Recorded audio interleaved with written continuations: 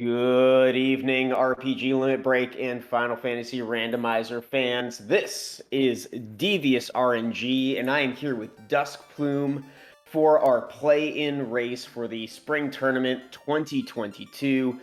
Dusk Plume, how are you, and how are these seeds looking for today? Well, I'm doing fine. I'm looking forward to this. See, we got one spot that's going to come out of this. We got 10 people, it looks like, racing today for one spot to get into the brackets for the tournament. We've got the Blursings up and ready for this seed.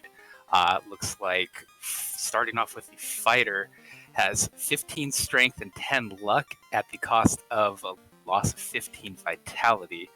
The thief will get 40 HP and 20 strength and lose 5 luck. Black belt gets 15 hit percent and white shirt and black mage strength growth, which really isn't going to do much for them. Red mage 20 HP and 10 agility, but they lose 4 max MP. White mage plus 2 level 1 MP, 10 vitality at the cost of 10 strength, and the black mage 80 HP and 15 MDef, losing 10 vitality. And I'm noticing here on these. Well, actually, you know what? I want to highlight something you said earlier that there are 10 runners on this particular race over 3 different restreams, and only one of these competitors is going to take a spot in the 2022 bracket for our spring tournament. Whoever comes in first gets it, winner takes all. I want to look at these parties before they get started. We've got lots of thieves, lots of white mages, lots of black mages, but it looks like we have a little bit of a change with fighter and black belt. But first, we're seeing lots of life, life 2, fast, and zap here in our magic shops. Dustplume, how are you looking at these magics based on the fact that pretty much everybody has a white and a black mage? Oh, I think we're pretty happy to see fast, especially if you're Shadow MRT. You definitely need that if you're using a fighter or a thief as your main melee. You probably want something else as a sweeper aside from Zap that'll do the job in the beginning, and seeing both life and life 2, you're only going to take life 2, but seeing that at level 1 is a huge boon. Yeah. It's not going to be night learnable, but the life will be. Yeah. Well, and I was just going to say that we do have that life at slot 1, level 1. Which is fantastic because our red mages can learn those right off the bat too.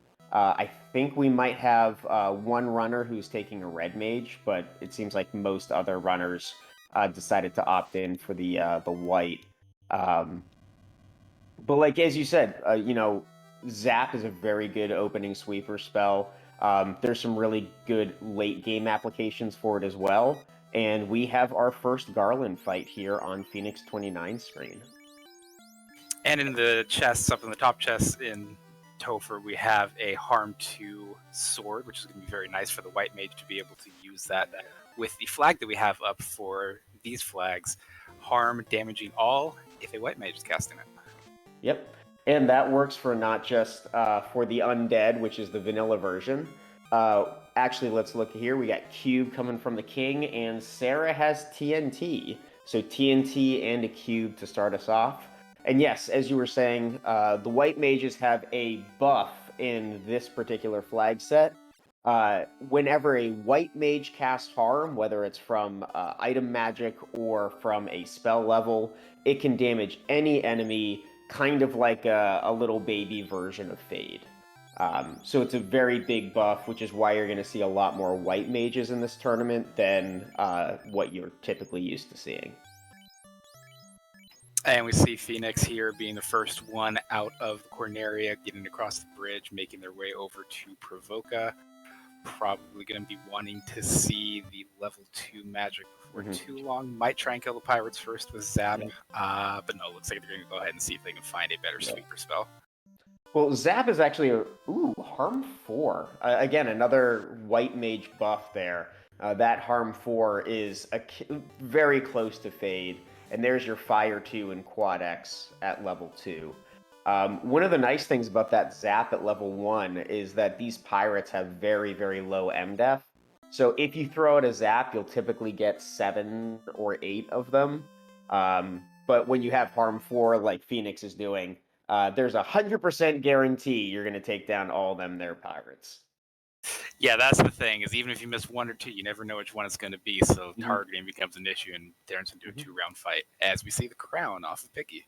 Yeah, well, and that's going to be a payoff. I was going to say that getting the TNT early, there is a possibility that you decide to go down to the dwarf cave first. Try to do a cheeky play, hopefully get a canoe out of the TNT and get a better route out of it. But it looks like all of our runners are opting to head to Provoca first, and the fact that we're getting the crown as well as Quad X here at level 2 means that really that Astos fight is directly on the way, and Quad X is absolutely going to take out that Garland, that Astos as they run by. And with 3 of our runners choosing to go with black belts, Quad X is always really nice to see. Mhm. If you see an Agma that rolls low enough, or a red D, or an I, that's Mhm. a good way to get the grind started and get your black belt sort of online so that they can start Mhm. soloing them. Yeah, absolutely. Well, I did notice on Clementidis' screen that he did a quick Matoya check, which I don't remember the other runners doing. I might have just missed it. But Matoya only had a couple hundred gold, but she did have a house, which is a nice thing to have in your party, especially a mage-heavy party like Clementidis is running. So I'm sure he's pretty happy to find that house there. That is an interesting choice from Clementidis, going with the Thief melee carry and 2 black mages and a white Mhm. mage. We'll see how that works for them. Yeah. It's an interesting choice, especially with the buffs to the black belts, and the herb coming from the TNT turn in, so nothing quite yet from that. Um, but the question with taking the black belt, one of the things with the black belt is we have that plus 15% hit percent. And I will explain a little bit more about that after we get this Astos fight running. And it looks like Astos is holding the canoe, and that's going to be, again, one of those great pickups for our runners. We're very, very fast today, running a pretty fast speed right off the bat. It'll be interesting to see if there's any divergence here with people Mhm. choosing to go to Crescent right away after turning in the herb, or going to Marsh first. So what would your play be? Like if you sit this situation, you're like, all right, I have canoe. I have this choice of either going down to Marsh or heading over towards Crescent Lake in the river system. What's your play here? I'm checking level 3 and 4 magic to see if Orb or Exit is available. If Mhm. they are, then I'm probably going to go to Marsh because it's going to be a really quick go Mhm. and it's going to, make ice a lot easier. If it's not, I'm probably going Crescent first just because there's a lot more checks that way. We have our herb turn here on Phoenix and the floater. Oh, we're going to be in the Jeez, air Woat. quickly. um, Yeah, Woat rode this seed, and we have already picked up floater and canoe at 6 minutes and 20 seconds in, uh, which is a blazing fast speed. Um, okay, so now, and Fade at level 3 slot 4, which is white mage locked. So only them white mages are getting Fade. So okay, I'm gonna get distracted. Let's look at level 4 magic first. Cure 4 at level 4. And we'll get a quick peek here at black magic. Temper. We've got basically everything we need. I mean, we're missing Nuke, I guess, or Bracken Bane if you want to try for quick Kraken and Tiamat kills, but this is Maybe. basically everything. Jeez, in 12 gold heal pots, 11 gold, 1100 houses. This is ridiculously fast. Okay, you need to make a play. If I'm sitting here as these runners, I am not running head to head. It's not a best of 3. It's a winner take all of 10 people running this seed. You need to get some sort of advantage. There's some way that you've got to pull out ahead.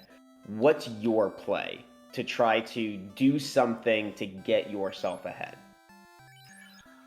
That is a very good question. I'm going to be honest, I never like these situations with early floater because it makes me feel overwhelmed. There are so many Mhm. things for me to go and do that Mhm. I don't really know where to start. If I have a black belt in my party, I might go and check desert really quickly. Mhm. Any of the 5 zones that'll have the desert tiles and possibly have T-Rexes. And if I find one quickly, then I know, okay, there's my win condition. Get a few levels where I can. I've got early Fade. I've got early Quad X. I've got a bunch of nice early spells. And there's your nuke at 6. There's nuke at 6. So you brought up an interesting thing of kind of getting overwhelmed at getting your 6-minute floater. Phoenix will probably be in the air around 9 minutes.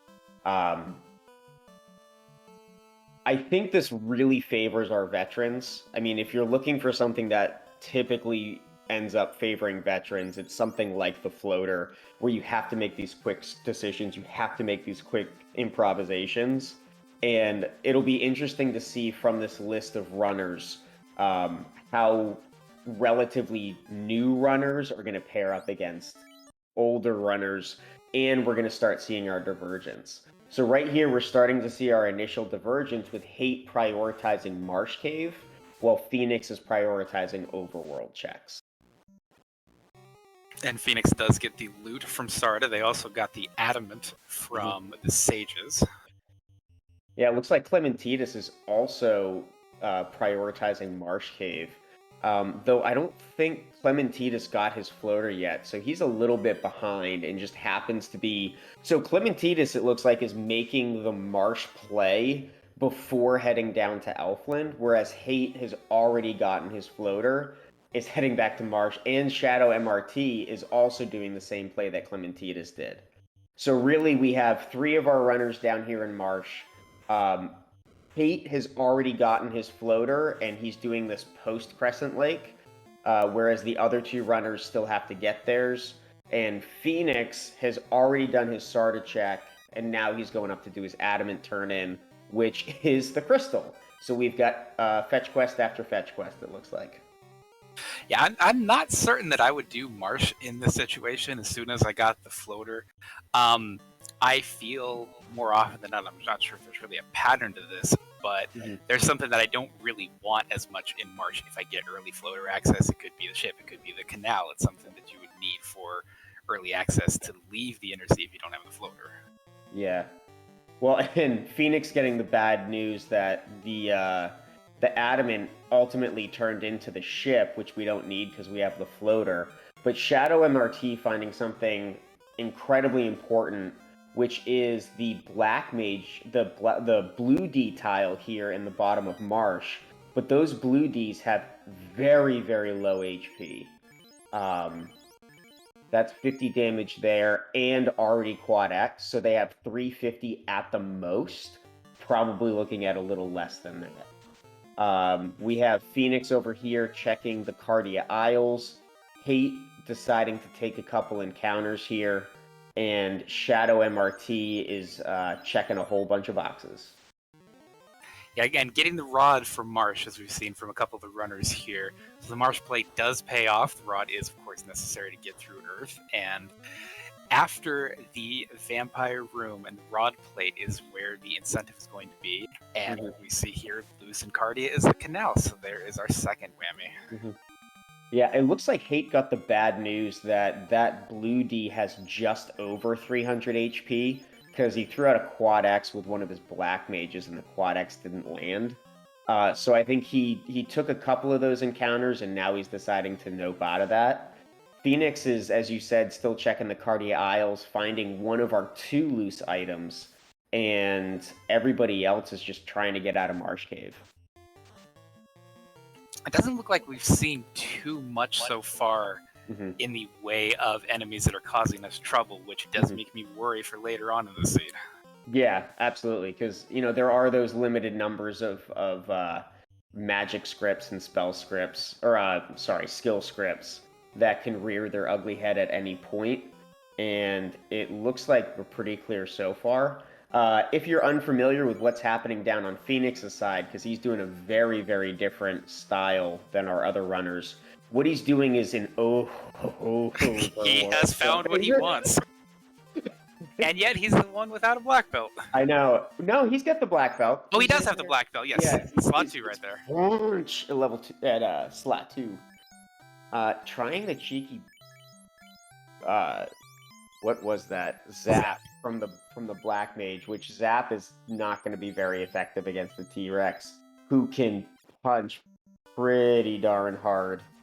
For those of you who are just joining us and are trying to figure, oh wow, that was like 500 HP. That is a paper thin T-Rex. That's a paper T-Rex. That's okay. Phoenix is about to get into hyperspeed here. But for those of you who don't know, the reason why we are talking like this is because that T-Rex is a very rare encounter in the vanilla game. It's seen like a couple in 256. You probably wouldn't have even known that existed if you didn't start playing the randomizer. That T-Rex has the highest experience level of any enemy on the overworld, and I believe pretty much anything save Warmech, you're going to get that T-Rex getting more experience out of it. So it is a massive experience boost, tons of levels, very easy to get your black belt into a very, very high level. And with Phoenix back in Crescent, we saw him check the shop, and it was the tail as our shop item, which is going to be ignored by pretty much anybody that's not Shadow MRT, or perhaps Clementinus. Yeah. And you know, another if you're just tuning in, because like I said, there are a couple other racers running alongside of our 4 racers here. Right now, I would say that Phoenix has a definitive lead, both in information and in time. He's picked up one of our 2 loose items in Cardia. He's also identified that there is a 400 to 500 hit point T-Rex grind here off the hard reset in the bottom left corner of the desert. Clementinus and Shadow MRT trailing behind early, getting a little bit caught up. Haven't gotten into the air yet, but they will be shortly. The difference between Hate the 13th and Phoenix is that Hate the 13th decided to do a marsh play before trying to go down and do these overworld grinds, whereas Phoenix has not done the marsh play yet. And we see Phoenix settling in here now. I'm going to go ahead and get a bunch of levels on the characters that he all has currently up, and then he's going to take them down one by one as soon as the black belt can reliably take out that T-Rex in 1 to 2 rounds.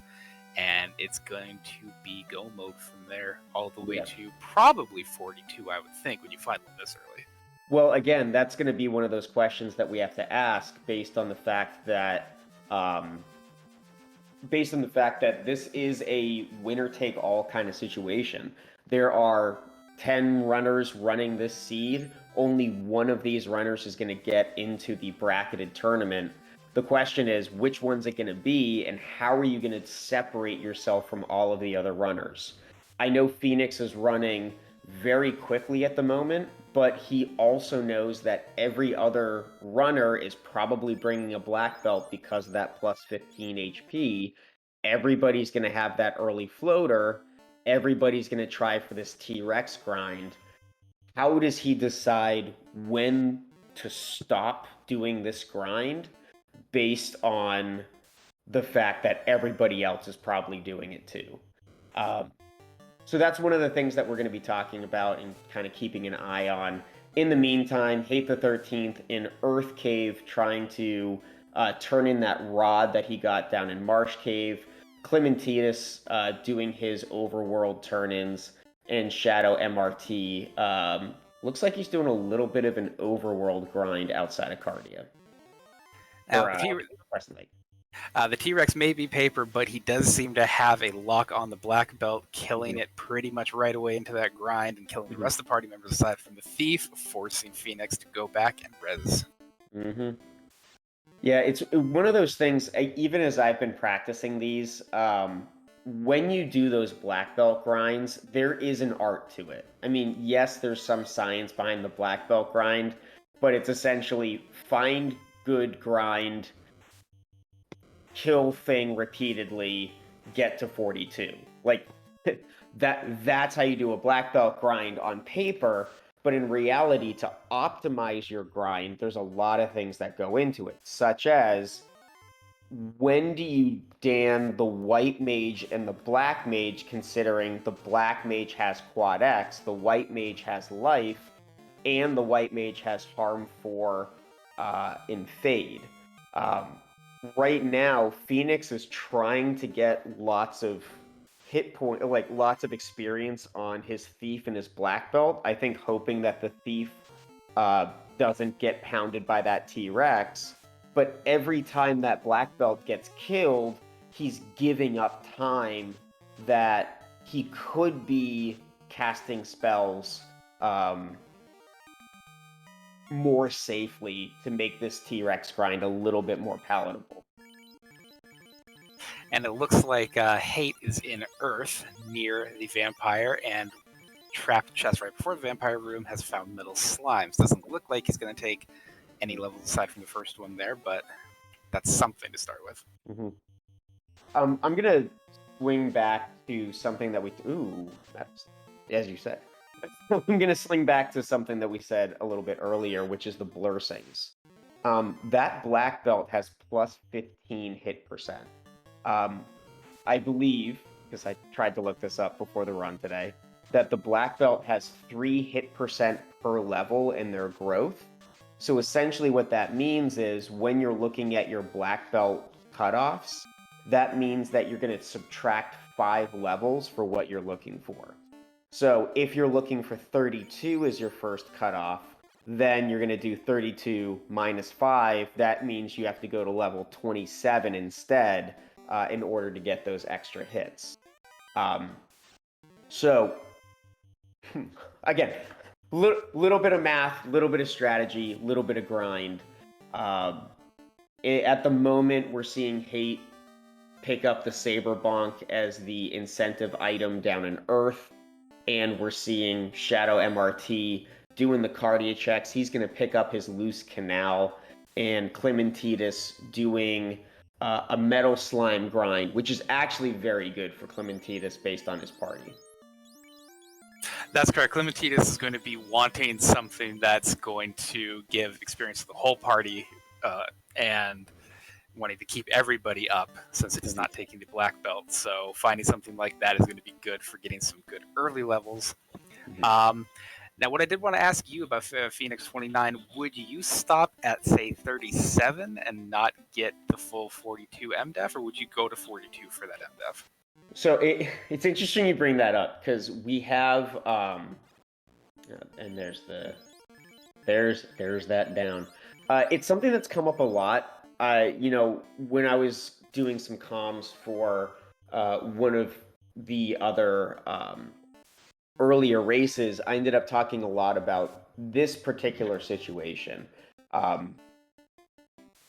The black belt does have an extra hit percent, but it's not just hit percent that ties into the black belt grind.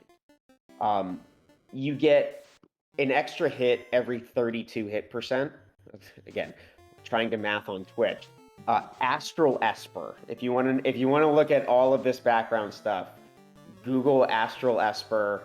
Their game fact of the original Final Fantasy is what we all use as a primary source for this.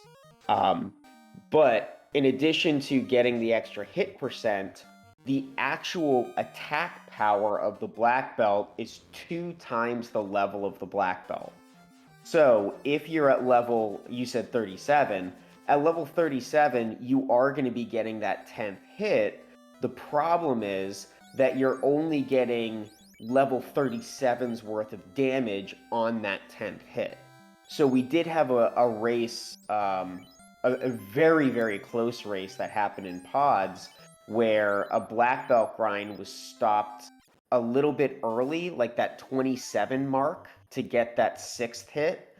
But the problem was they got the 6 hits, but only had level 27 damage and ended up wiping on a number of occasions because they didn't get the DPS out that they really needed. So that's where what I'm thinking about at the moment. Yeah, no, and you definitely raise a good point there. And as that was going on, Hate was the first to light the orb, finishing out Earth and taking out Lich. We have both Clementitas and Shadow MRT promoting with that tail that they got from Crescent. And Phoenix is up to around level 26, 27, I believe. Yeah, I'm taking a look through chat, and I'm seeing Ailmark and Sage stop at 33, 34, aiming to hit 37 by Topher. I think that I greatly respect Ale and usually take his advice. The idea of like you want to get to that 10 hits because of the plus 15%, but you don't want to waste too much time in getting to that higher level. So if you stop at 34 or so, then by the time you get to Topher, you're going to get that 10th hit. And really, there aren't any bosses or enemies in the game that's going to require that extra additional power. So you're probably safe anyway. One of the other things that goes into it, though, is a morale check. So if you're a high enough level black belt, it actually causes the other enemies to run away from you. So you not only gain time from being able to destroy enemies very quickly, but you also end up gaining time on enemies running away from you in encounters. So we've been doing like nothing but talking about black belt grinds for the last 10 minutes because there's so much that goes into all of them. Let's take a second and step back and look at our other runners at the moment. Shadow MRT's on his vampire fight. Hate the 13th doing his overworld checks, and Clementitas deciding to go to ordeals. Yeah, with all that's still outstanding, you still need Oxyale, and you still need Key, and you still need Chime. Ordeals is always a good play. It's awkward when you have the airship first. Having just the ship and the canoe is a much easier check than taking that long airship walk. Mm-hmm. But it's something that you're going to probably need to check sooner rather than later. Mm-hmm. Yeah, it's interesting that they're going this early. I'm not sure because we've been talking about black belt grinds. I'm taking a look at our notes here by Reese. Reese is out here tracking for us today. He's got 4 runners on kind of a hectic speed seed. So big shout out to him. I was checking to see if we had warp, and I don't see it on our list. So it's an interesting play considering that they don't have warp. But as you said, it's a strong play considering the loose items that we still have out on the table. Yeah, and especially for Clementitas, there are quite a few boxes in ordeals, and you're running a party that's going to need more gear than the black belt parties. You're going to want to find a sword for that ninja. You're going to want to find ribbons and some nice armor, a shield, maybe some pro rings so you don't have to buy them. So he wants to go to places that have more chests than the others. Absolutely. And it looks like we have Hate the 13th making the same play. One thing that we didn't really talk about is I believe in Crescent Lake, the tail was for sale. It was pretty expensive, but you saw Clementitas and Hate both go out, pick up their tails, and promote relatively soon after they got into the air. So that's why you're seeing the promotion there on Clementitas' side. It's going to give that ninja the ability to equip a ton of extra armor and a lot of extra weapons. And there is the slab out of ordeals, so we don't know whether or not that's going to help anything, and we have the wrong eye, but at least it's runnable. Yeah. And chat's still talking about it. Phoenix is over here punching away T-Rexes. He's got his 10 hits. He's 41. At 41. One more fight, and he is going to be able to blaze through the rest of this seed. Yeah, well, I mean, but okay, so he already has his 10th hit because he's at level 27 with that 15%. I'm not considering he immediately left when he got to level 27 or 42. I'm wondering if he had 42 stuck in his head from the typical break point. But it looks like he's satisfied with that. We'll see if he gets to the mythical 12th hit by the time he gets through Topher, and we'll see what he decides to do with the rest of his party. But if you're watching Phoenix 29, Phoenix 29 basically is game over for him. There's very, very little chance that he can die or lose. There are ways it can happen, but Phoenix has spent about 10 to 15 minutes grinding on those T-Rexes. That's all he's going to have to do for the rest of the game. He's not going to open boxes. He's not going to be spending time defeating encounters. And he's not going to be spending a lot of time on bosses. So really everybody else is just praying that Phoenix can't catch up to where they are right now. And you have to imagine he's probably feeling pretty good having the fully operational black belt 42 at 28 minutes in. That's about as quick as you could ever hope for. Yeah. I mean, really, I guess the only other thing that's going to hurt Phoenix is depending on where that other loose item is and what that other loose item might be. If he ends up having to dig through Sea Shrine and Ice Cave and Volcano to try to pick out that second loose, that's going to be extra time that the other runners are going to be catching up for him. So we'll be keeping an eye on Phoenix. Like I said, he is in, his party is set. He has absolutely everything that he needs. It's just a matter of, can he find all of those key items and walk through Topher faster than all of our other runners can get through the game by checking their boxes. And we can already see some of the result of what the grind does for a black belt party in this March Cave. Everybody else that went to March Cave, checking boxes, looking for gold, looking for items that might help them. Phoenix is like, no, going directly to that incentive chest, and I'm out of here. That's all I need. 10 hits, 1,200 damage, and gets his rod. And I believe he has exit, but he does have a cast of exit. Okay. I was gonna say, I believe he has exit, but I'm not sure how many casts he has. Ooh, and we have a big new look here from Shadow MRT going to Volcano and checking on the armory. He picked up the Wiz Mummy tile, which is a pretty hefty bit of experience for a 4-member party like he has. And if you are looking for that second loose item, this is probably the best place to do it. There are a ton of checks in here, and in the armory, you have a whole bunch concentrated in one location. Although what I find more often than not in these flags is that it's in one of the hairpins, because why would it ever be easy? Yeah, exactly. Why put a key item in your way when it can be in the absolute worst location humanly possible? As a note, Clementitis is going back for these metal slimes here on Earth, trying to pick up some extra levels on that party. We have an Invis2 shirt from Shadow MRT, and it looks like Hate the 13th is finding his own mummy and getting some extra levels for him.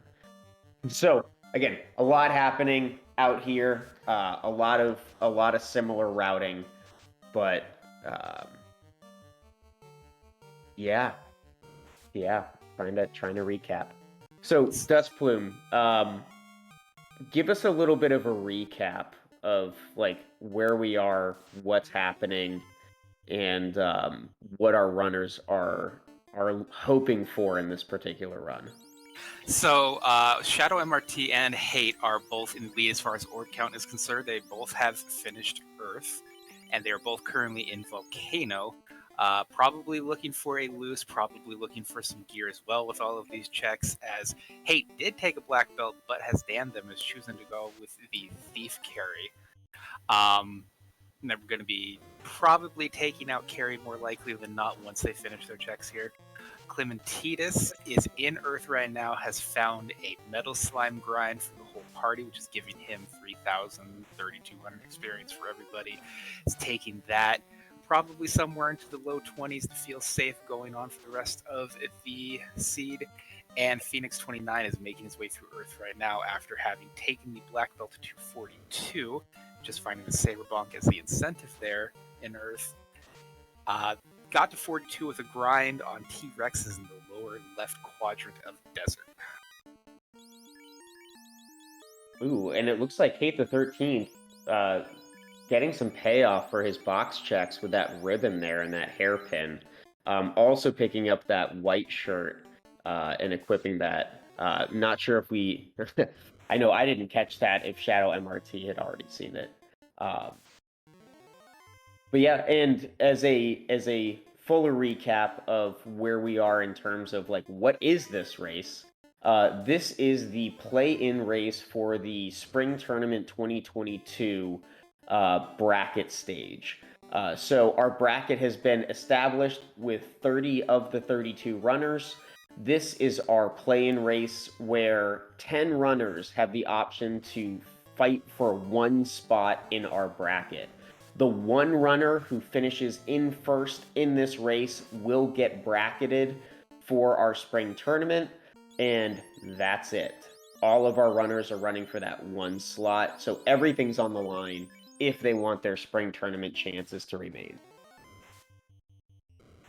And those other races are also being broadcasted on other channels, on Speed Gaming 2 and on Final Fantasy Randomizer. If you want to watch all three at once, see every racer in action. And we have synced up once again with some of our runners. We got a little bit of a grind happening still on Clementitas' side.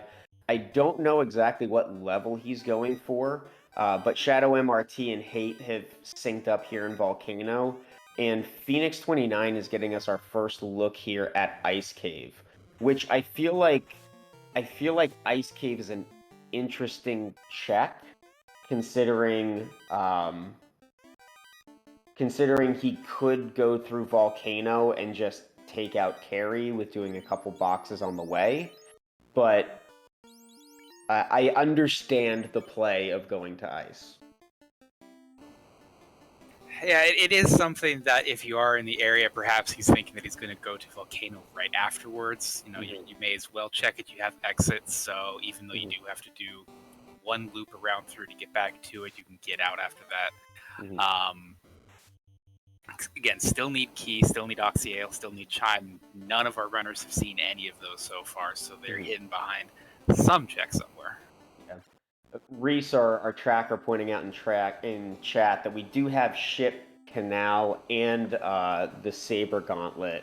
So really, this ice play has to turn out progression or the ruse stick.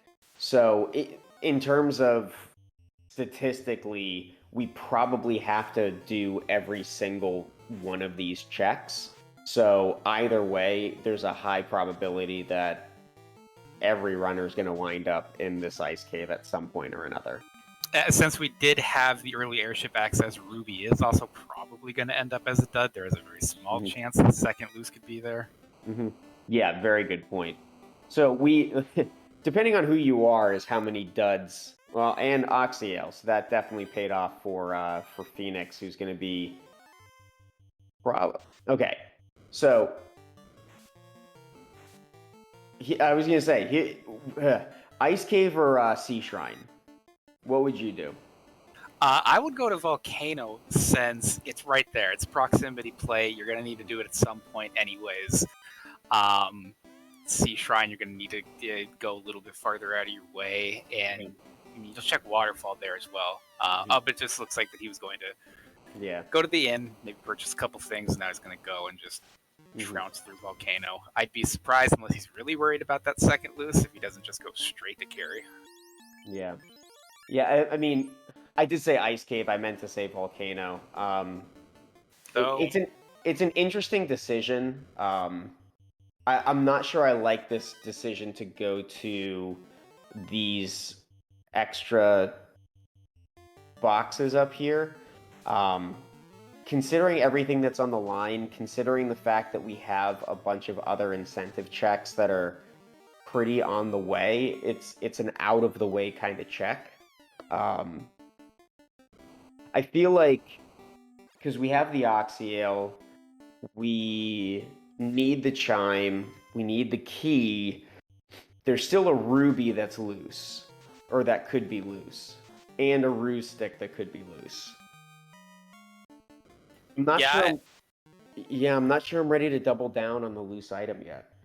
I wouldn't be either. And as you said, with the stakes as they are, one runner wins out of 10. That's the only one that's going to get anything out of this race. They're going to get into the brackets. Everybody else is going to get another chance in the last chance qualifier tomorrow at 4 o'clock. I would follow the checks that I know that I have. I would go through Volcano, sure, to kill Carry because you're right here, but not check anything unless it's free.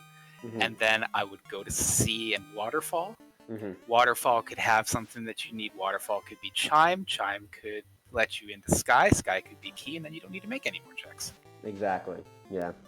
I'm thinking because I can rationalize, like, as you said, going down, probably doing the Agama checks, and then taking out Carry, heading to Sea Shrine, knowing that you've done like the deep part of Volcano, and the chests on the way to Carry are pretty much all directly on the way. There's those 6 chests in the Sharknado floor, or 7 chests in Sharknado, that people tend to skip if they're trying to go fast.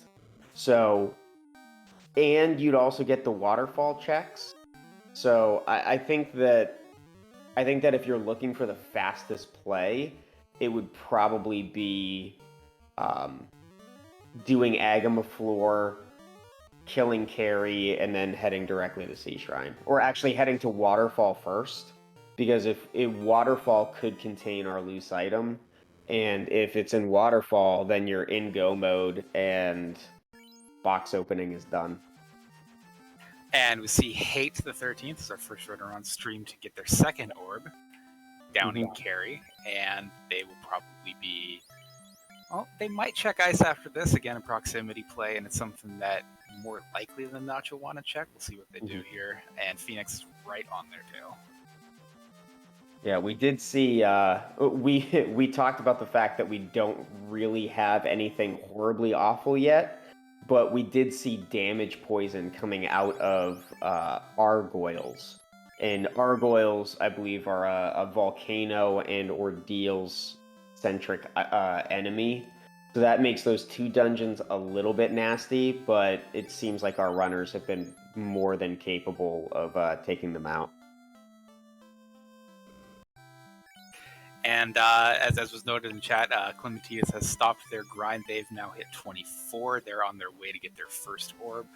Given those levels, probably shouldn't have too much trouble with anything else in here. Yeah, I feel like those, especially for what we've been seeing in this tournament, those levels are very safe. They're very high in comparison. You get a lot of people diving at low 20s. What I could see, though, is he's probably looking at his hit points. The most difficult, or the scariest thing to see when you're running into Toe for the final dungeon in the game is there are a couple spells that can do upwards of 400 hit points of damage, and that would completely wipe out his party. By going up to level 24, he's essentially negating the worry of getting a one-hit kill like that, but at the same time, it takes a lot of time to do that grind. And we do have dueling Carry 2 fights here, one from Phoenix and one from Shadow. Phoenix, all you do is punch, wait. That's all you need. 10 hits, 800 damage. Bye-bye, Carry. And you can see Shadow MRT is having a little bit of a more difficult fight. You can see the power of that upper-level black belt come into play as Shadow MRT still on that Carry fight, finally getting the terminated. Shadow MRT lighting their second orb shortly after Phoenix runs their second orb, and Hate the 13th is deep into the Ice Palace, or Ice Cave, to eventually pick up his Oxio. And Phoenix is making the ordeals play right now. Yeah, so we have Phoenix making the ordeals play, Shadow MRT and Hate the 13th essentially on each other's toes, and Clementitus has finished their Metal Slime grind and has decided to dive deep into the Earth Cave. Clementitis is going to be lighting his first orb. I think you'll probably see him start to catch up a little bit on Shadow MRT and Hate the 13th, but we'll see if he's able to pick up enough speed on Phoenix 29.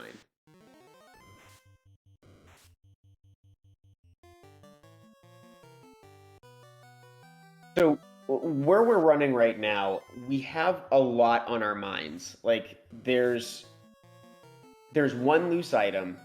We have our Oxyale, so we can get into Sea Shrine, which is one of our final 2 dungeons. We need the Chime. The Chime is our next key item that's going to allow us to get into Sky Palace, which is our 4th dungeon. Phoenix 29 is 100% ready to go.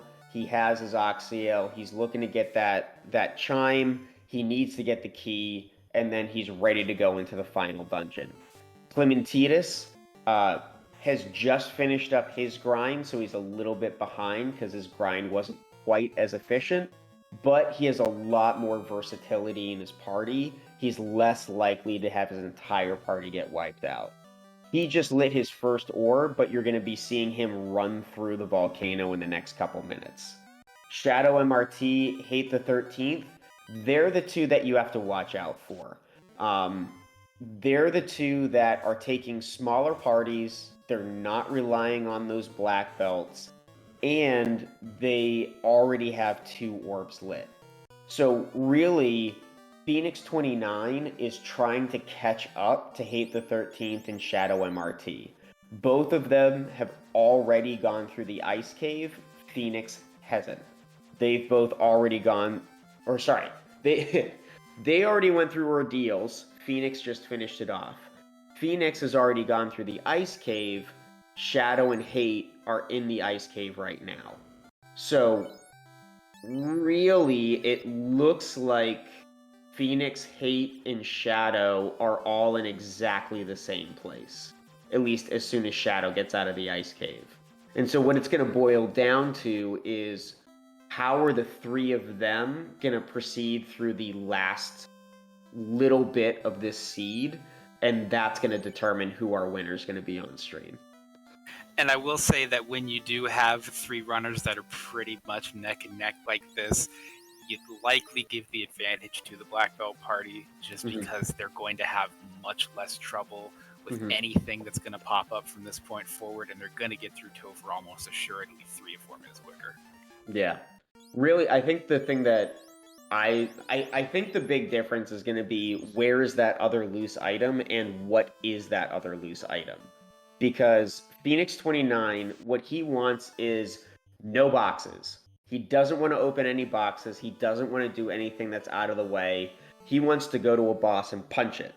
The problem is, if that other loose item is required, there's 240 something chests in the game, and it's in any one of those. That Chime from the Lefane turn-in really changes pretty much everything. That opens up. That's as huge as it gets for Phoenix. Yeah, exactly. Really, for Phoenix, it boils down to what is in the Sky, what's in Sky Palace. There is going to be an incentive item in Sky Palace. It's either going to be the bottle, the ruby, or the key. If it's the key, Phoenix 29 is in go mode, and this seed is done probably around the 60-minute mark. If it is anything else, then Phoenix 29 is in trouble. Well, he does still have to go to water, and he hasn't checked Waterfall yet, so if it's in Waterfall, he should still be fine. Yeah. Well, and we're going to find out from Hate the 13th what actually is in Waterfall as soon as he finishes up with this Ghastly. There can be a loose item here in the check in these boxes, but there could also be a loose item here from the robot.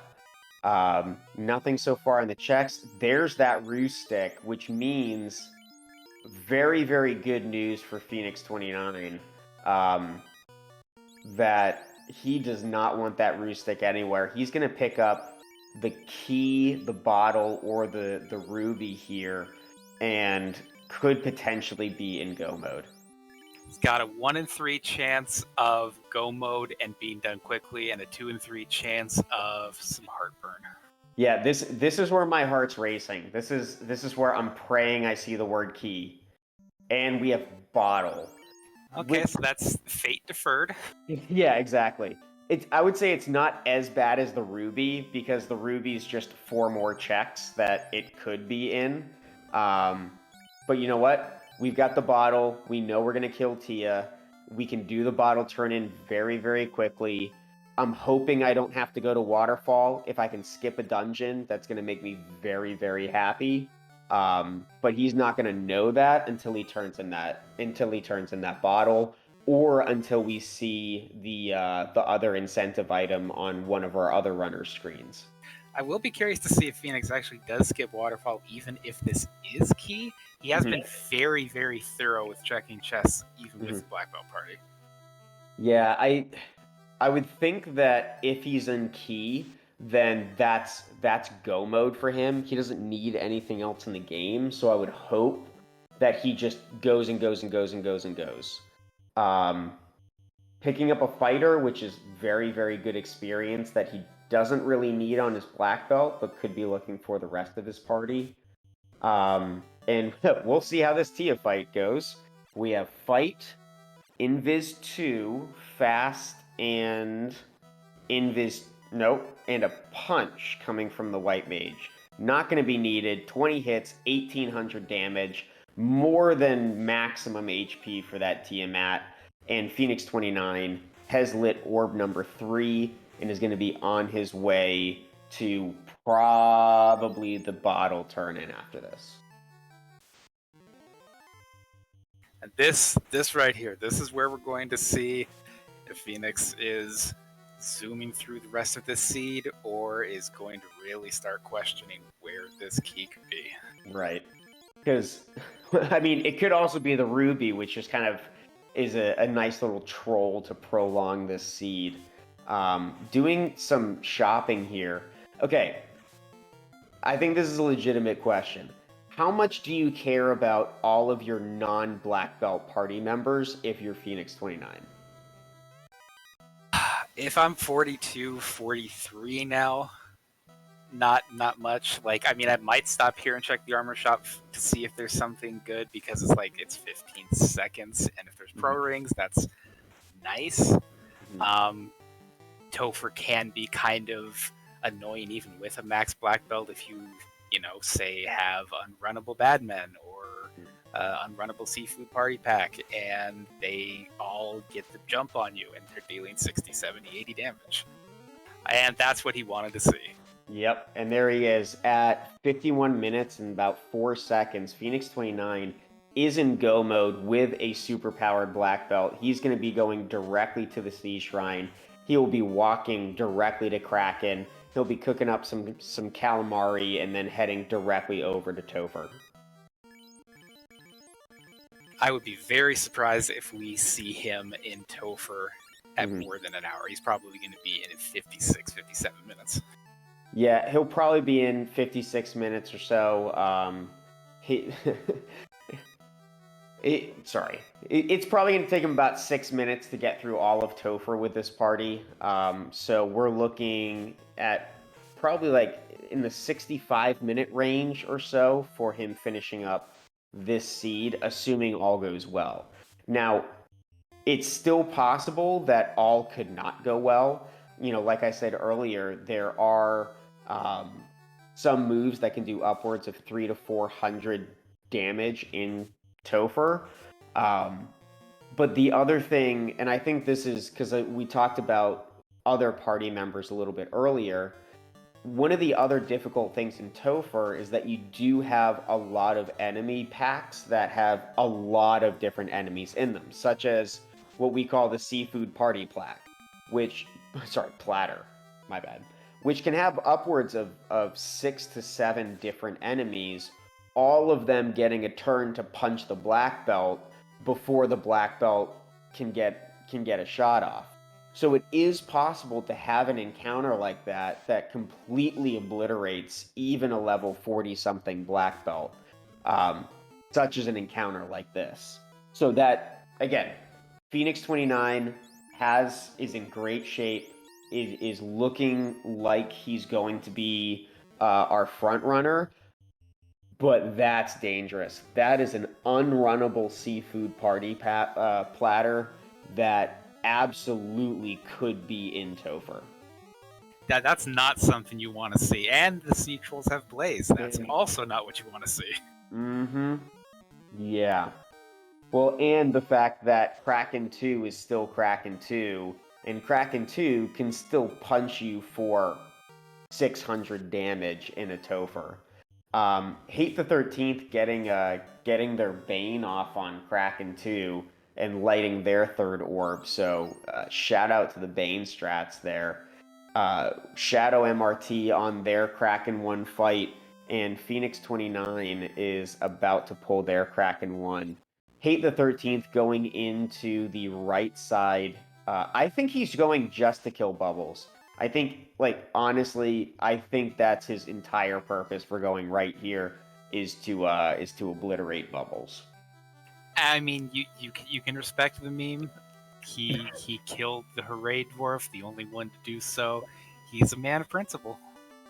And he finds the loose. It's the Ruby. Yeah, and unfortunately, he doesn't get to go all the way up and kill Bubbles. But he does find that Ruby, which is an instant reset. I mean, reset hate, because the Ruby, that's your second loose item. You can't have another loose item. Like, honestly, the only thing that you could be doing right now is going to kill Bubbles. I think Hate is just going to. Nope, he's checking boxes. Okay, I would have hugged the man for doing this entire floor just for the meme.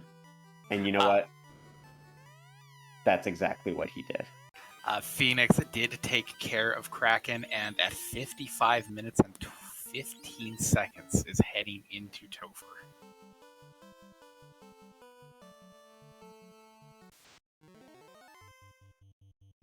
And it looks like Clementitas just found their T-Rex grind. Shadow MRT now picking up that Kraken 1 fight, and Hate the 13th on their way to check their next turn in.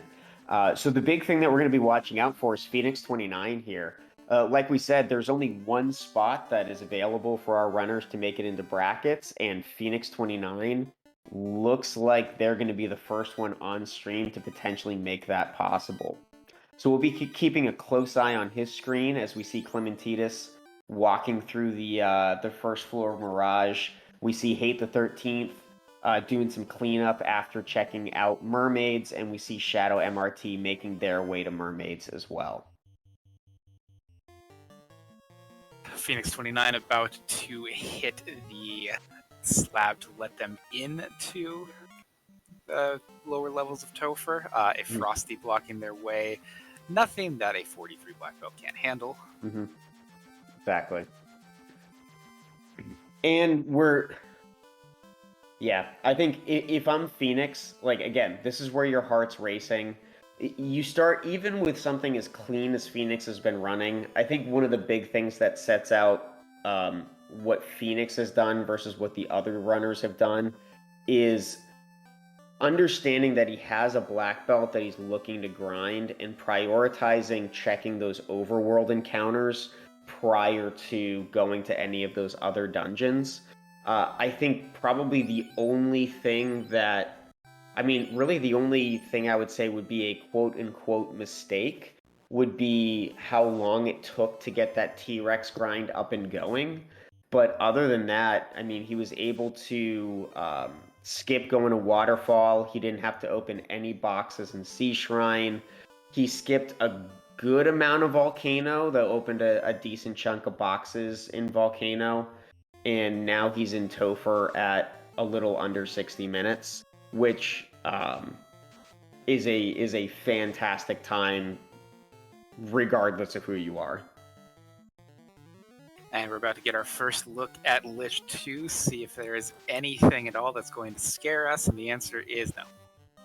That was only 10 hits for about 1,000 damage, so you know, Lich 2 either being pretty beefy or not getting any crits out. So this is another thing, like one of the reasons that it's a good thing for us to have a long Topher for the spring tournament is item management. As powerful as a 32 black belt is, a 32 black belt has a ton of hit points, which means that a 32 black belt requires a ton of heal pots. And if you're going to be going through Topher, you're going to want to make sure you have enough heal pots to keep up that black belt. And again, you're seeing that black belt do a punch to carry, not getting carried 2 down in 1 punch, needing a little bit of help from that thief. This is the floor that we have to be careful of, because this is the floor where we could have that unrunnable seafood party pack. And again, we're just tearing into our heal pots here instead of using any of our magic from that white mage. Unrunnable Gershark Widsahag is not the kind of, ambushing Widsahag Gershark is not what you want to see here. No, specifically not after just using a whole bunch of heal pots to heal up your party, and now you're losing 1, 2, 300 HP on all of them. Yeah, I mean, again, me doing math. It's about 300 hit points that you get for 10 of your heal pots. And if you're looking at a black belt with 800 damage, that's a lot of heal pots to try to get that thing back up and running. So far, he hasn't run into anything particularly nasty other than that large water pack, which he was able to run away from, burning more into those heal pots down to 48 or so. Again, getting ambushed by that Gershark Widsahag pack, and he's approaching that Kraken 2 fight, which is really the thing that's going to be the nerve, what makes you nervous. A lot of HP, a lot of power. So we've got Fast and Invis 2 all just focusing on that black belt, making sure it can survive even if it gets a punch. 12 hits for only 637 damage. Invis 2 is upping that evade so that if Kraken does a punch, it's not going to obliterate someone. Lit 2 is what you want to see because it's not going to do that much damage. Nuke coming out, the fastest black magic spell, takes out Kraken 2, and we are 1 boss away before we get to the floor of Chaos, the ultimate final boss here on Final Fantasy Randomizer. And that was a pretty paper-thin Kraken, only about 900 HP. Yeah, and we're at Tiamat 2 already. Tiamat 2 has a vanilla HP. Oof. Crack taking out the entire party except for that black belt. That is not the thing that you want to see, and in an instant, we have suddenly turned this entire race into something that is much, much closer than we anticipated. Keeping that black belt in front, luckily not getting an encounter because that would have been bad. Chaos here has 2,000 hit points in the vanilla, can scale up to 3,000 hit points here on this particular flag set. Throwing Invis 2, this is going to take 6 turns to get maximum evade. Chaos coming out with a nuke and a zap, luckily not letting that zap go through. Invis 2 coming out, that's 2 out of 6 casts. That's an Ice 2. Chaos is still putting in damage, and he doesn't have any significant healing. That Silver 2 is not going to do anything. Thinking that it's Saber, Chaos now having opportunities to punch, doing another Invis, which is going to make it harder for Chaos to hit, but that doesn't matter if he's casting Stun and Nuclear and Nuke. Chaos punching again, now starting to miss. Here's that first punch. 1,800 damage, and this punch is probably going to do it. 1,300 damage. Now it's getting a little bit close. Fire 2 isn't going to do it, and with 8 hits, 950 damage, Phoenix 29 terminates Chaos. 1 hour, 2 minutes, and 26 seconds. And yes, ladies and gentlemen, that is our winner, not just for the restream, but Phoenix 29, our first place runner here in our play-in race, earning themselves a spot in the Spring Tournament 2022 brackets. Let's get some GGs in chat for Phoenix 29, earning their spot on the bracket heading into our spring tournament. What a fantastic run by Phoenix 29. That's about as good a run as you can hope for. You had Mhm. a couple of difficulties getting the grind going, but once he did, 28 minutes in, you have a 42 black belt. Had no problems from that point forward. Thankfully, didn't have to find that other loose, and he's now going to be in the brackets. Yeah, absolutely. Like it just everything went right.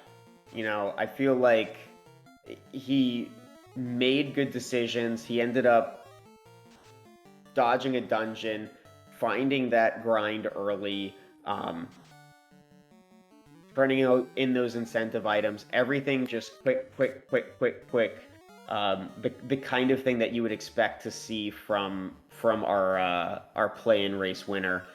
Speaking of which, we have here Phoenix 29 in chat with us. GG's, Phoenix. Thanks, guys. How you feeling? Heart was racing there at the end when that crack took 3/4 of my party out, but luckily Chaos actually wasn't terrible, and I got that low roll nuke. Mm-hmm. Yeah, absolutely. We were saying it going into Tia with 4 party members, and then all of a sudden having absolutely nothing but that black belt definitely changes that last fight.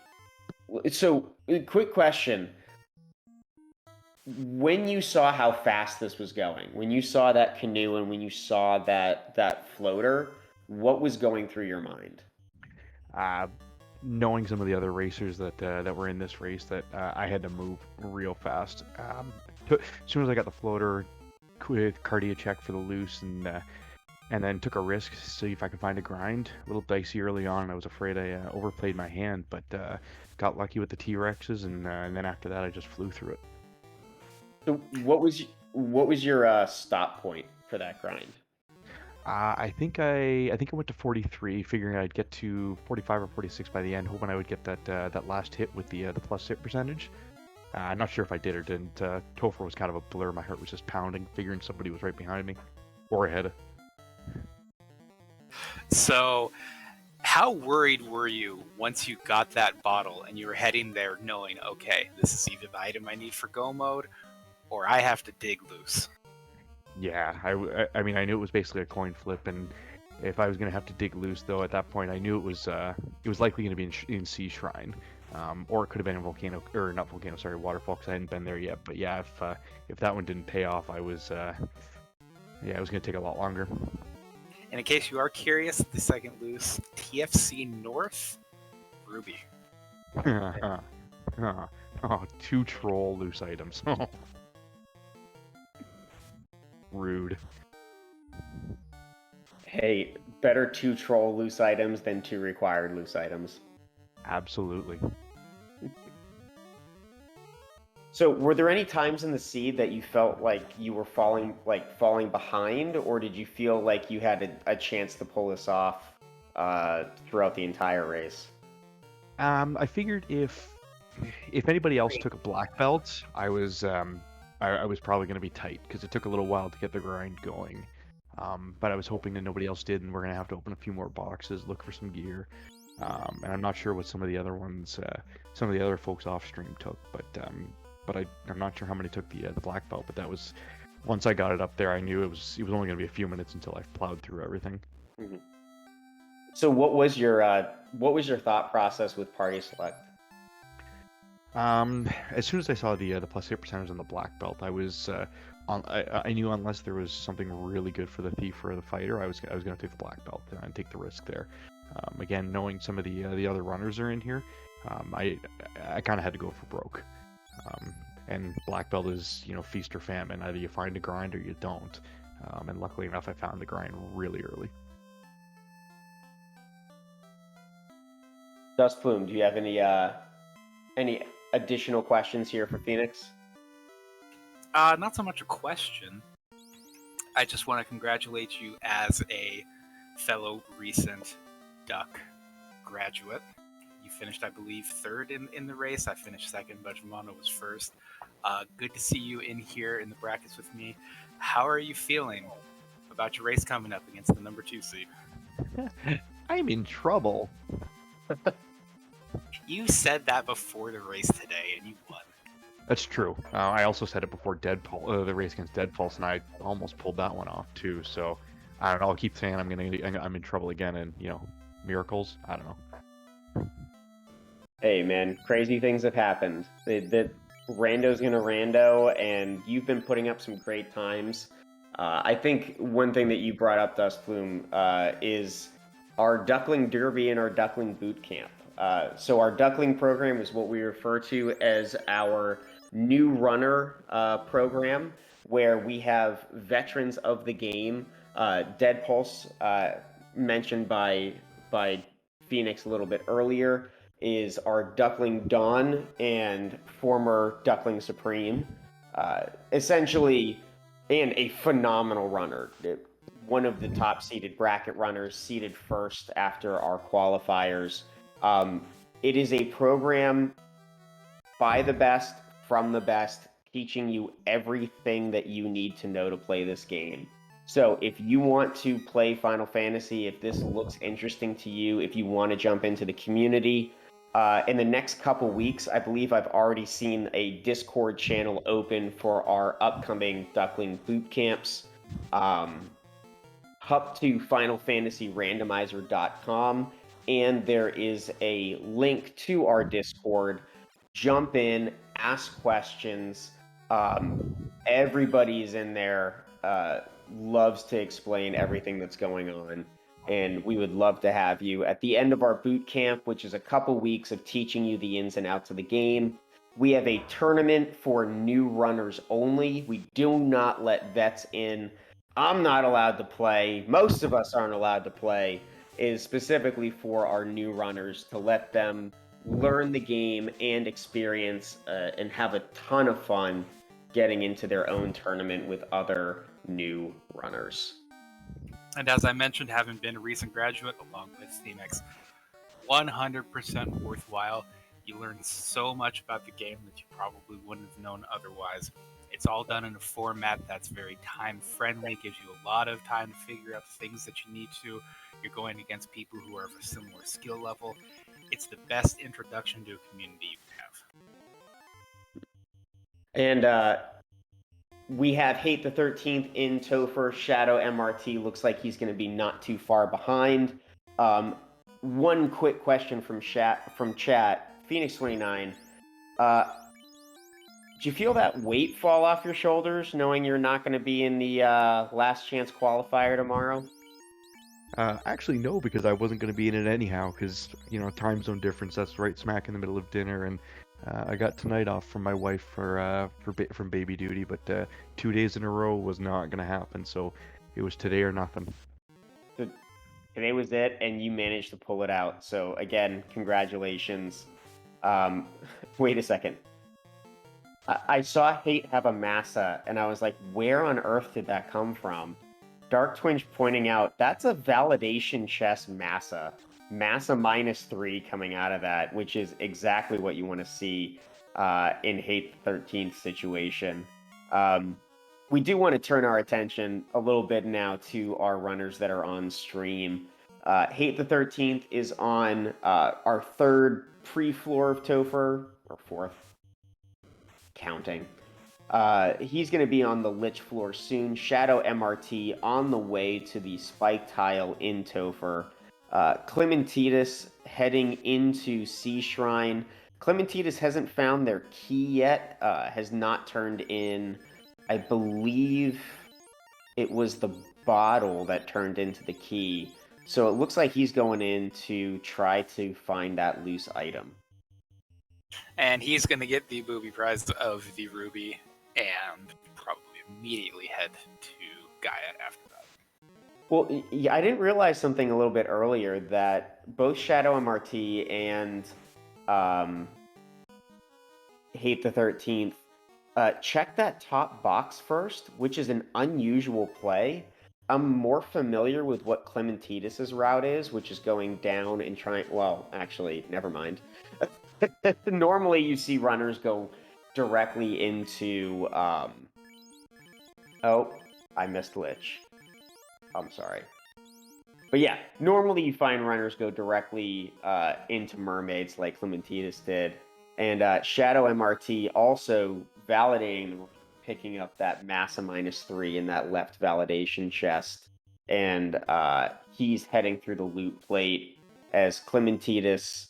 Oh, you know what? Never mind. He's not going to find his ruby here. He's going to clean out the rest of this. I found that I use this strategy of checking the floor below mermaids first if I have exit, and finding a ribbon there. That's a nice find. Because that way I don't have to come back down after I've cleared out mermaids if it's not at mermaids. Yeah. And I'd rather give myself the opportunity to see if it's on the bottom floor first.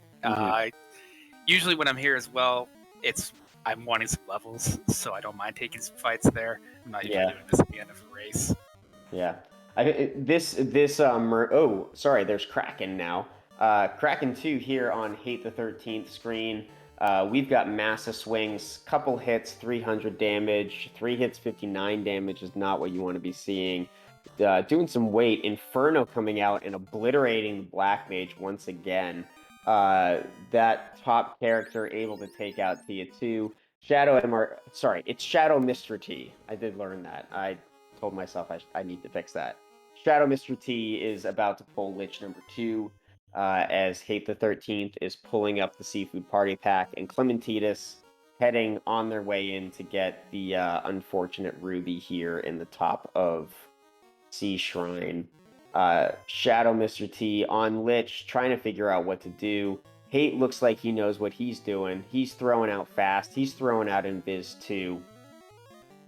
And he's doing Ruse there at the top. Lit 3 coming out, doing about 100 damage. Not the worst thing in the world. Getting the fast off. It looks like he did Saber. So really trying to play defensive here on this Kraken. Probably understanding the low levels. Coming out with Lock to make sure he gets those extra hits coming in. The Saber's making him stronger. The Cure 4 is going to get all of that health back. The Temper's also going to make him stronger. And we'll see if we can take out that Kraken in just one shot. 2 hits for 74. I think that slow hit, even though I couldn't see it. Yep, we got the fast coming out again. So just a couple hits, 170 something. 158 coming from Kraken. 2 hits, 60. Just doing little chip damage here and there on this Kraken, deciding to go with the Temper. Now Shadow Mr. T coming up with their with their carry too, and we have the busy kind of Topher that you're always looking for here on a close Final Fantasy randomizer seed. There goes Kraken 2 as Shadow Mr. T taking down Tia 2, and should be down relatively quickly with that X-Cal. I am curious to see what Hate the 13th is actually using on that Thief, because it looks like one of the mages has the Massa, and the Thief is swinging something else, because it definitely doesn't look like Massa that they're using. Map check drink for Clementitas, and we are on Tia's floor for Hate and Kraken's floor for Shadow. Chan again pointing out in chat that it looks like that the Thief on Hate side is using a rune sword, which interesting. Okay. I mean, if it's what you got, it's what you got. And I think Reese, our tracker, pointing out, not sure if Clementitas forgot that he had the bottle in his inventory, so finally going to put that in. He's going to be in go mode. Hate coming up to Tia 2, doing Invis, throwing out Lock, trying to make sure that the hit comes out. Stop. Ends up stunning that Black Mage at the bottom. Quad X able to avoid it. Shadow Mr. T pulling up Kraken 2 as Clementitas gets their key, putting them in go mode. Hate the 13th, 10 hits, 339 damage. Really just, again, steady pace of damage. Nothing horrible coming out. And never mind, there's Nuke. That's bad stuff. You had to say something. Yeah, I did. I'm sorry, Hate. That's what we call the commentator's curse, but he gets through. Exactly. Shadow Mr. T still on their Kraken 2 fight, doing some ruse, throwing out Invis. Very, very safe strategies here. Probably swinging the Massa with that one. 3 hits for 119 is not a ton of damage. The Fire 3 taking out the Black Mage on top. Lock makes sense. I think that was Saber, and doing heal 3 strats. Again, very nice safe strategy here as Hate tries to deal with these unrunnable worms. And while we have a quick moment, there are other finishers from this race and other streams. We had Budgemano finishing in second place with a time of 106.47. Pickles and Beer third at 107.57. Danny in fourth, 113.03. And Ikir just finishing with a 116.26. Oh, and those worms have nuke. Oh, Hate. Oh, that's Oh, buddy. Hate. Nope.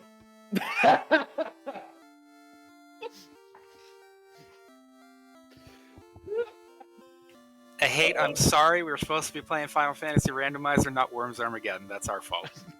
Yeah, I know. No, I ran into those worms, and I'm like, all right, well, hopefully they haven't rolled up. All right, I start tossing out the spells, and then all of a sudden I see the nuke, and I'm like, nope. All right, so now I need to know, did you run on hard reset? Because I don't remember seeing those worms when Phoenix did his dive. I So- did hard reset, then I ran into the unrunnable chimeras on the first floor, soft reset, and then went right back in. Gotcha. Wow. Because Phoenix when I think was it Bane or something came out from Tia, wiped everyone except for his black belt. And that would have, that's my luck, man. I'm the one that's supposed to have that kind of bad luck. Yeah, It's fine. I mean, I kind of deserve it for all the trash fire seeds I've rolled for people. True. So, that's how I look at it. I think the unfortunate thing is that because you soft reset out of those chimeras, Phoenix actually took that fight. Those few steps were the difference in finding nuclear worms. Yep. Yeah, no, and that's, honestly, that's fine. I mean, Phoenix had a blazing time. Mhm.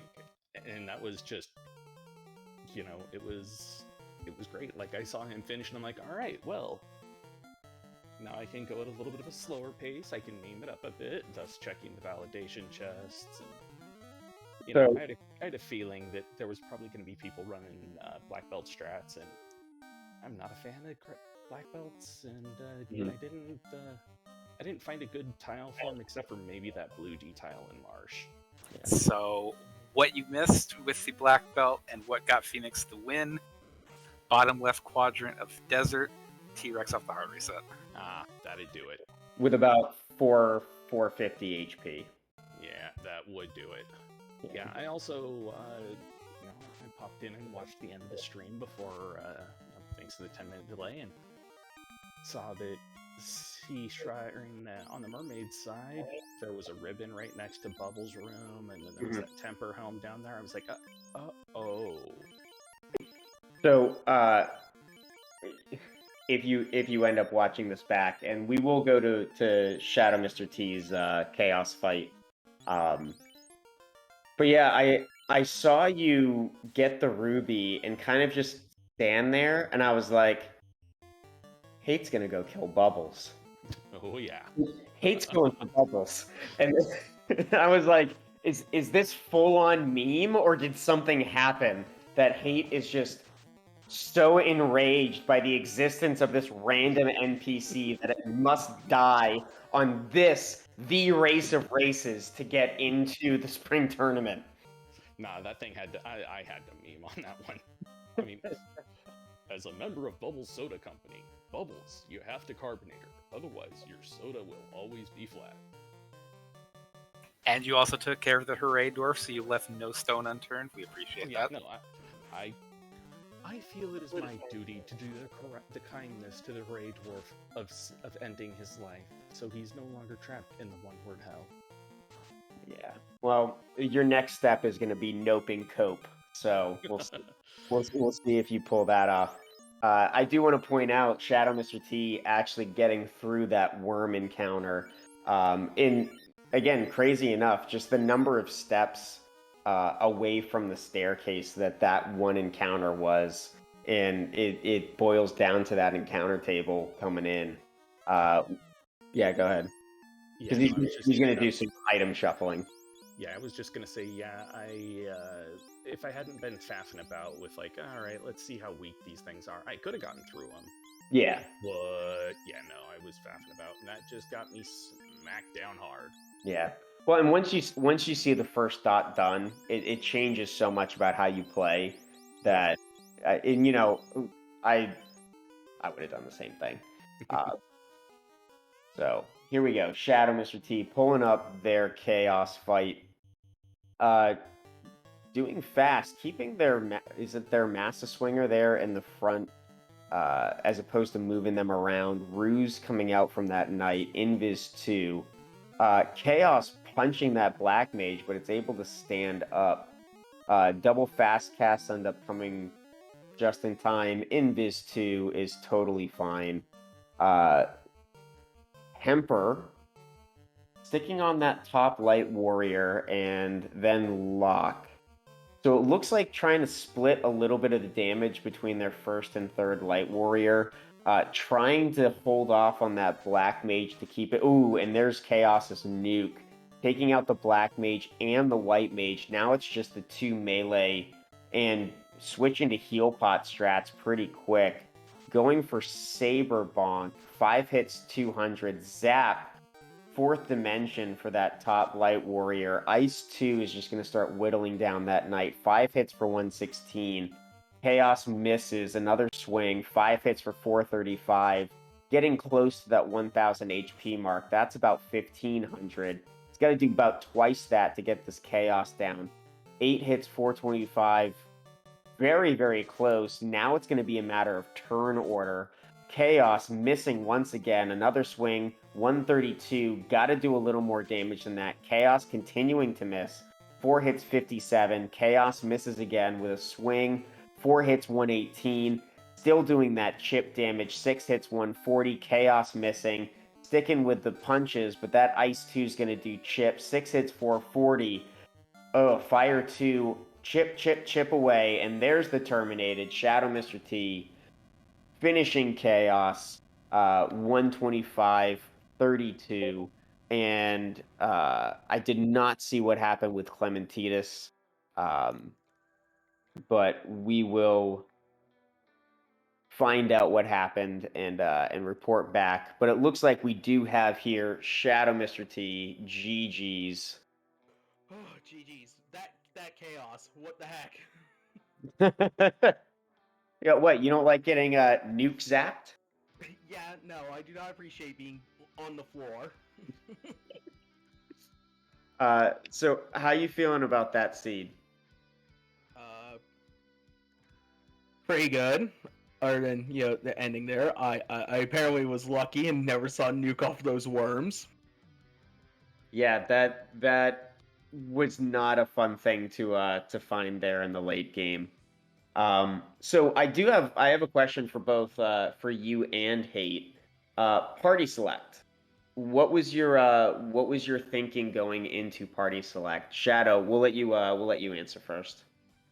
I just wanted to run something that I'm comfortable running. Mm-hmm. Because I'm like, I don't want any. How do I explain it? I don't know how to explain it. No, that's all good. That's all good. Hate.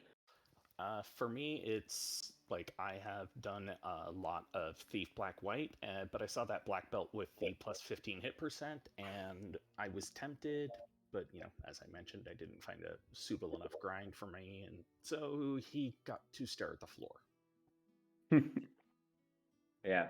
I think the two of you made everything work considering the resources that you had. Both of you made essentially the same decisions going through, and it just kind of came down to execution and luck. Really, the big diversions was when Phoenix got in the air. Phoenix went and did the overworld checks first, and then ended up going to Marsh and Ice Cave, whereas you guys went to Marsh first. and tried to do some of those dungeon dives, and it just ended up that him doing those overworlds, looking for that black belt grind early, is what really propelled that his party going forward. And that makes sense. That's something that people who are better with black belts tend to do, and that's not me. Yeah. Dust Plume, do you have any questions for our runners here? For Hate and Shadow Mr. T, first, will you be running in the Last Chance qualifier tomorrow? And two, how do you feel about your chances with 1 in 20 this time? Wait, we're not out yet. No, this was the play-in race. The Last Chance qualifier, everybody gets a chance to get in on one last slot. Well, then I guess I have our race tomorrow. I thought tonight was the last one. Yeah, no, that is tomorrow at 4 p.m. Pacific, 5 p.m. Mountain, 6 p.m. Central, 7 p.m. Eastern. Of course, it's at 4 p.m. But yeah, no, I am unsure if I'll be running in it tomorrow. Just because, I got in last time on that last place seed and went up against the number 1 seed and got demolished last year. So I'm thinking I may not want to repeat that same performance this year. But, I reserve the right to change my mind. So I may or may not be on there tomorrow. Yeah, that definitely makes sense. I know.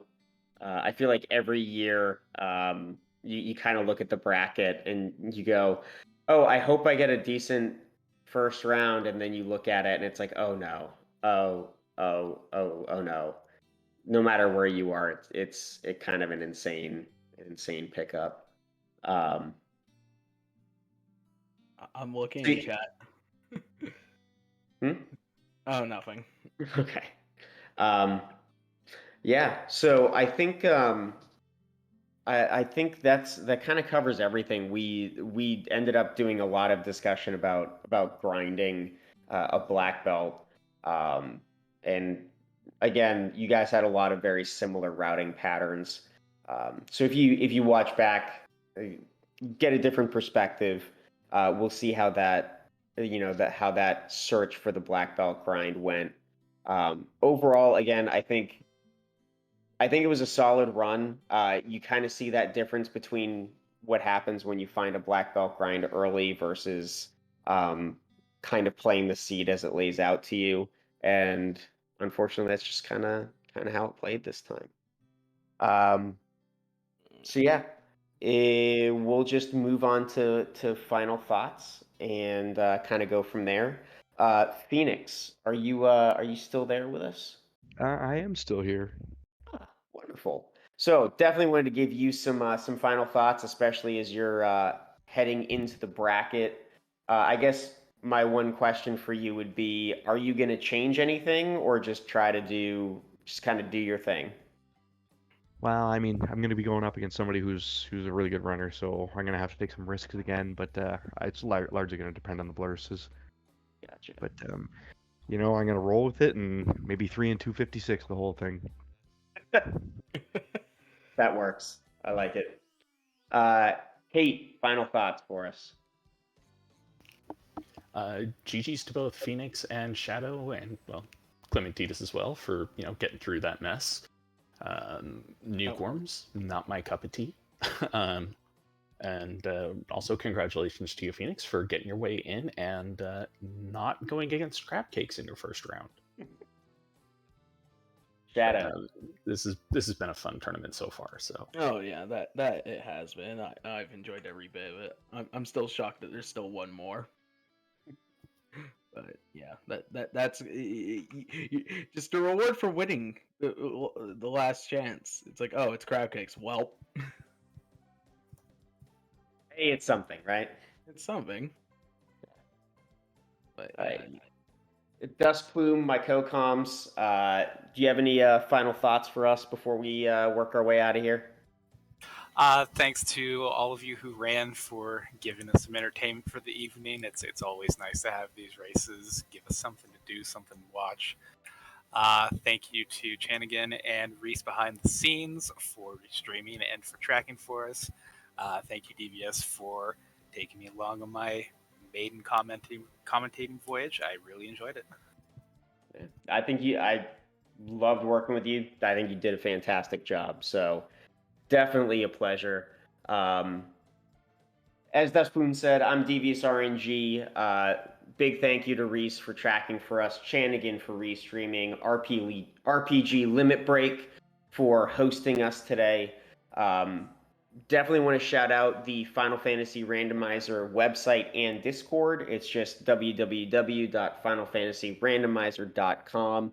Click on the Discord link, and it will take you to our Discord, where there are tons of people that are absolutely ready to answer any questions you may have.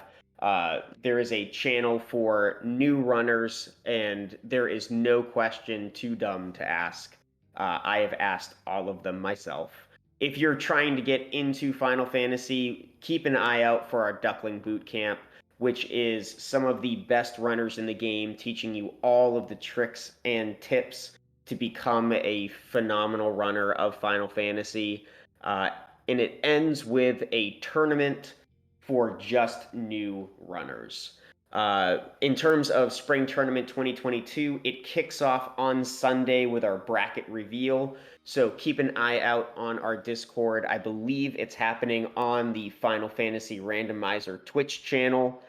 So keep an eye out for that. And we will start having bracket races starting on Sunday on all sorts of different Twitch channels and restream partners throughout the days. If you want to keep up with all of these races, go to our Discord, add the spectator role, and you will get pings every time we have a tournament race.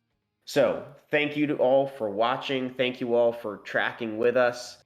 Thank you to Dustplume, my co-coms, Reese for tracking, Chanigan for restreaming, RPG Limit Break for hosting us today. I'm Devious RNG. Have a wonderful evening, and we will catch you next time.